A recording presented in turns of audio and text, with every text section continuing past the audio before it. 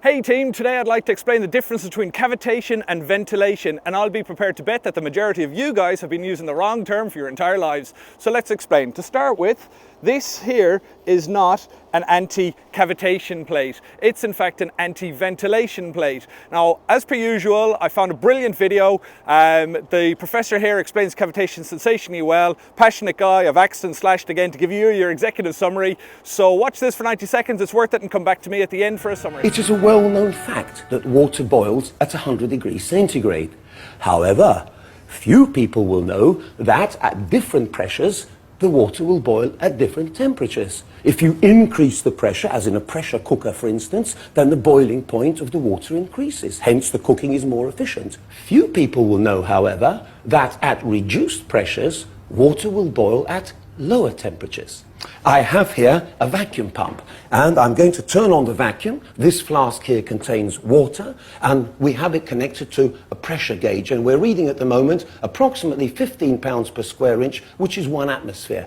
I turn on the pump, you notice the pressure dropping immediately, and as the pressure drops, as we approach zero, bubbles start to form, and the water starts to boil. So here we are at room temperature, but at a significantly reduced pressure, almost a complete vacuum. The water is now boiling.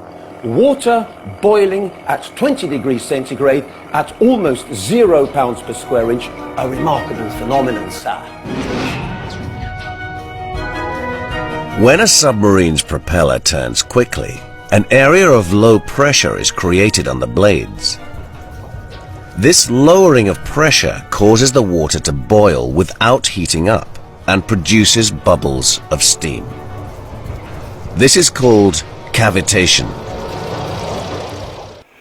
Thanks for that, Professor Smart. So team, you can see that cavitation is those bubbles. Now, what is aeration? So aeration is actually when potentially the leg on the outboard is too short and the propeller is too close to the surface, or when you're turning tight on a powerboat, the propeller gets up close to the surface of the water and aerate. So we've all heard it through the characteristic roaring of the engine as the propeller loses grip in the water. That's aeration or ventilation. Now, if you see a propeller that's got lots of pock marks on it, it looks like it's got acne, that's cavitation. That's those bubbles that Professor Smarts there was talking about, that they can actually collapse on the propeller and cause an implosion and pockmark the propeller. So I'd be very keen to hear from anyone who's had cavitation, suffered cavitation. Let us know in the comments how you solved the problem, and let the wider group benefit from your experience.